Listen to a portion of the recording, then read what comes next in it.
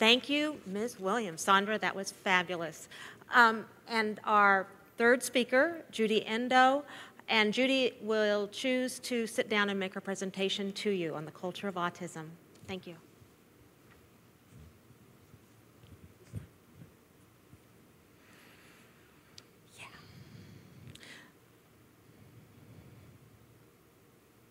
Autism is diagnosed with a disease model.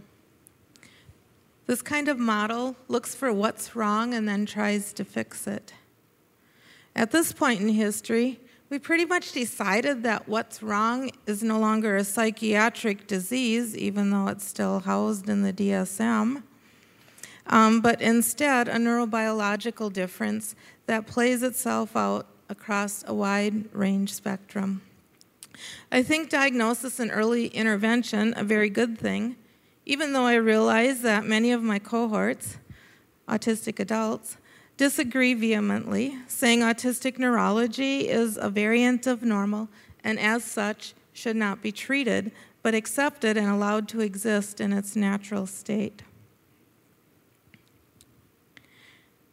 I think autism in itself should be allowed to exist, but as Sondra has said, the biomedical conditions related to it definitely need to be treated, because after all, we are human beings too.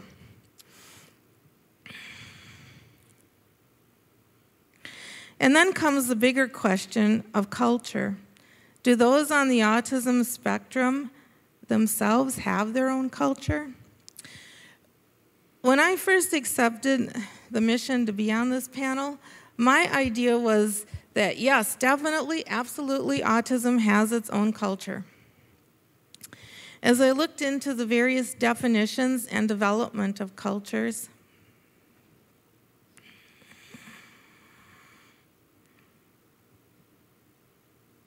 for some reason the clicking is not working.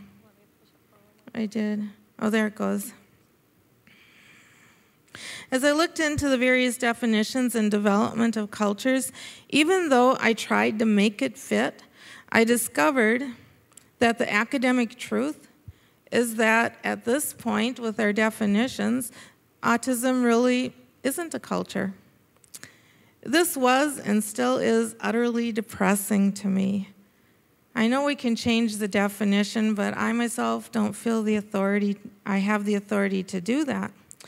There are various pockets of autistics around the world who are thinking that autism may indeed be its own culture, and I want to cheer them on.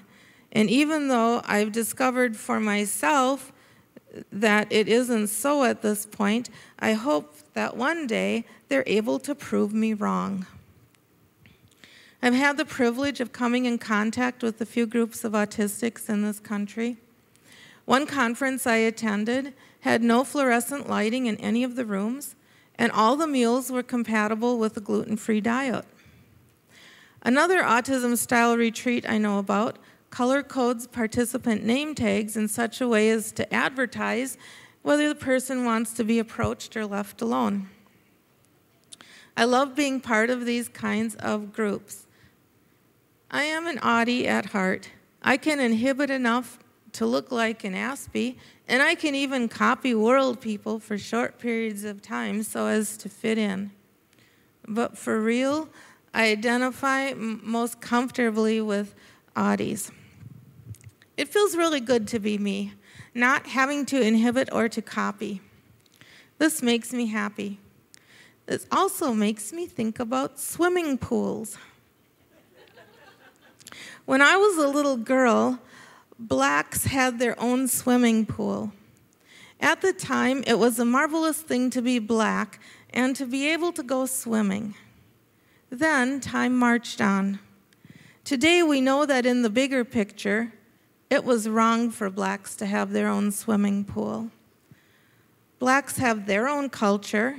If you are black, you are welcomed into the culture. It's something to be proud of. I'm using this as an example of a minority group that has been historically discriminated against in this country, and at this point in history is seen as a group with its own culture and much more accepted into the mainstream of society. Autistics are a minority group. We've been measured using a neurotypical yardstick, and always having measured up short with this yardstick, have experienced our own history of discrimination and rejection. It would be wonderful if, as a group, we were on our way to being recognized as a culture. I think this desire hinges on the desire to be accepted. It's not uncommon for autistics to struggle with deep feelings of alienation. If we were a culture, perhaps our own personal acceptance would come easier.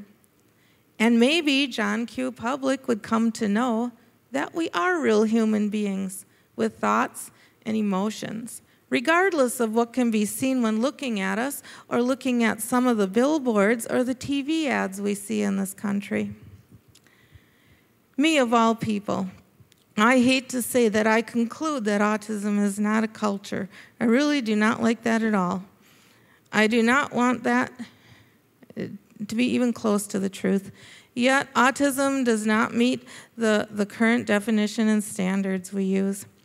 Nobody is happily proud to welcome their child into the world of autism. Autistic adults have not invented a new pattern of behavior, and nor do we transmit this pattern to others who acquire it from us. Autism is not culturally transmitted. However, the acceptance of people with autism could be. We could change the picture to look like this. In fact, the acceptance of autism could become its own culture in our society. For those interested, here's the process of developing a culture.